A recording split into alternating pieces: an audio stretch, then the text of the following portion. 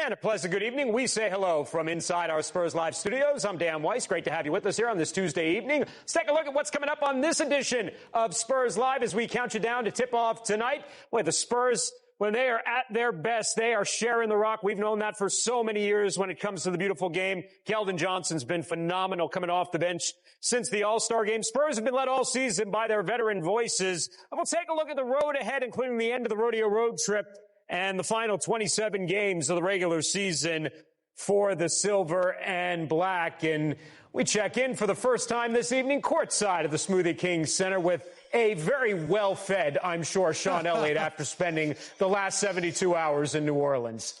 Yeah, Dan, I would say so, man. Let me tell you, I just ate right now in the media room, or back actually in the coach's room. First meal of the day, man. I had to take it easy all day today because yesterday it was rough. It was a little too much, man. A little too much. Yeah. These are brutal trips when you spend 4 days in a city that has great cuisine like New Orleans. I certainly know it. Yeah. And hopefully for the Spurs, it's a better performance overall tonight. But you and I both know, we've heard this saying so many times, it's a make or miss league. And, when the shots aren't going in, it's tough to win games. Yeah, and through the course of 82, you're going to have games like you had last night where you were well in control in that first half. But then there was a lid on it there in the second half where no one could really make shots. And I've said it for years, Dan, bad shooting is contagious. You see your teammates missing shots. You put a lot of pressure on yourself to make the next one. You miss. You start thinking about it. You see the shots not falling, and then you start pressing a little bit. And then you have some shots where, should I take this one or should I not? We need guys to step up tonight. Forget about the other night's performance shooting the ball. Step up tonight when you have the shot. Trust in all the work that you've done in the offseason. Trust in the work you've done this season, and just let the ball fly. That was really the theme of Mitch Johnson's post-game press conference after the loss the other night. Knee-jerk reaction. I have to go back and watch it, obviously. I think the rebounding is obviously a little bit disproportionate just because of how many shots we missed. They had 17 offensive rebounds, which is not anywhere where we want to be, but we had 13. So when you go to percentages and things of that nature, the 23 differential, I think, goes to the 33% from the field. We made 13 shots in the second half. It felt like even in the first half, we missed a lot of good shots. Even stuff around the rim wasn't necessarily shots. And we've had a few games where we've been up in some things that we've not been capitalized on, has not maybe hurt us as much in the first half because we were playing well defensively or the other team wasn't making shots. Whatever the circumstances were at the time, so be it. It just kind of snowballed in a catastrophic way there in the second half. We missed a ton of shots, the momentum swing, and you felt the confidence dissipate a little bit. You felt the conviction when guys shot it. Some of them felt like afterthoughts. Whether they were open and they felt like they had to shoot it or they had missed some shots. I mean, when you look at the box score, there are some outlier numbers there, I would say, in terms of shooting. Not an excuse, it's just a fact. Yeah, and Sean, the Spurs, they only shot 38% in the first half, but they got themselves up to a 13-point lead because, they made a lot of the right decisions. They played Spurs basketball. Of the 19 shots that they made, Sean, all 19 of them were assisted. Yeah, isn't that something where you don't have a lot of one-on-one basketball? You have a lot of guys sharing the ball. And you can see Chris Paul here in the open court. He just sees everything before anybody else does. Sees a wide-open De'Aaron Fox. He sees C.J. McCollum giving him enough space. That's an easy jumper for De'Aaron Fox. Keldon Johnson doing a great job finding the open space in the open court. Keldon's done a great job running the floor and taking the ball to the basket. Chris Paul, again, seeing the entire floor. He sees that help defender step up. The ball's whipped across the court. Wide open Harrison Barnes. Then a little over the top, Charles Bassey here. Nice little pump fake, gets the defense to commit.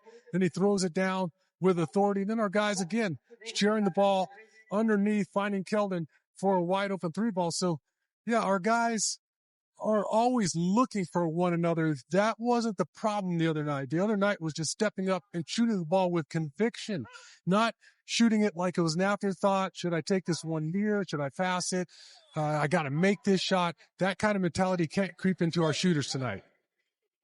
Yeah, but if you continue to play good basketball, good Spurs basketball like that, you figure they're going to progress back to the mean, knock down those shots here tonight. But, I mean, Keldon Johnson, I mean, for him, though, Sean, he really was the one guy who actually was going the other night. He just didn't get enough shots in the second half. Well, I think Keldon's been feasting off other teams' second units, and he comes in the game. There's a little bit of an advantage, Dan, we've talked about it, to coming off the bench, kind of getting a sense of how the game is going and what the team needs out there. And he's done a great job just taking the ball to the basket, making the right decisions on the offensive end of the floor, taking the right three balls. And then now he's making the three. Now you got to come out there and go to the three-point line. And he's imposed as well. I mean, we talked about the Detroit game with a couple really powerful drives into big defenders. Same thing the other night. Doesn't matter who's in front of him. Keldon takes the ball to the basket. He's not to be stopped. Yeah, you saw that note there. 5th most points off the bench this season for Keldon. And again, it's big body against big body here tonight. Zion Williamson, who had 22 and 9 the other night, Sean. And I mean, you know, look, we've said this for so many years with Zion. It's not about his talent. It's not about his ability. It's about his availability. Right, because I don't think there's a single defender in this league that can really guard Zion Williamson one-on-one. I don't care if you throw a little guy or a big at him.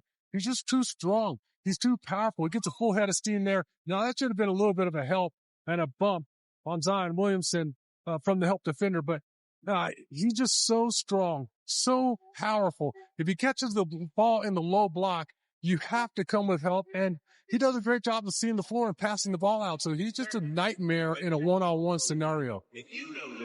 Sean, I saw a note the other day that Zion's down to 264 pounds, which would be 20 pounds below what his weight was at the start of the season. Yeah. Now, we know his contract has got some weight stipulations in it. So, I mean, is he getting the message here? Do you think maybe he is turning the corner here? I mean, maybe, Dan. I mean, his body looks really good. It looks a whole lot better than when he got in the league, right? I mean, we saw him in his very first game in this building a few years back, and watching him get up and down the court, I was like, boy, I don't know how long he's going to last in this league. But when you look at him now, looks like he's a lot more muscular. He's a lot leaner than in previous years. And my spies tell me that he's in shape. There's nothing wrong with him. It's just that the team continues to impose these minutes restrictions on him. They won't let him go past 27 or 28 minutes. But when he's out there, you can see he's in shape. His body looks good, and he's a terror. Yeah, he's going to play in his 21st game tonight. He's missed a lot of time with, you know, lower body, groin, hamstring injuries. So, but you're right. He's a terror. He was a terror the other night. So, Sean, what are the keys for the Spurs? What do they have to do tonight to get back into the win column? Well, you got to forget about the game the other night. You got to step up and make some shots. We heard Mitch Johnson talk about guys' indecisiveness in taking shots. I felt exactly the same way. Step up and shoot the ball with confidence, make a miss. You got to gang rebound. There's no way that we can survive on the road when you get out rebounded like we did the other night, especially on the offensive glass. And you got to take care of the basketball. This New Orleans team, they play with a lot of pace. If they get it going in the open court, we saw that, a lot of alley-oop lobs, a lot of highlight reels. Take care of the basketball, rebound it, and shoot the ball with confidence. You have a great chance to win. Sean, you know, I thought the Spurs in that first game after they learned about Victor Wembanyama, they played with a lot of adrenaline in beating the Phoenix Suns. It looked like that's kind of worn off a little bit here in the last couple of games against Detroit and Phoenix. How do the players get kind of their mindset right back in approaching the remaining, 27 games here in the regular season? You've got to maintain that level of intensity. That's the biggest thing, Dan. It's like when you lose Victor, it's almost like when teams go through a coaching change mid-season, they play well for the first 2 or 3 games. Then they come crashing back down to reality. You've got to maintain that intensity. You've got to remember how you performed in that Phoenix game and bring that same type of intensity every single night. It can't just be a one-off. All right, we'll see how the Spurs respond and rebound. They're always good at responding after tough losses. We'll see how it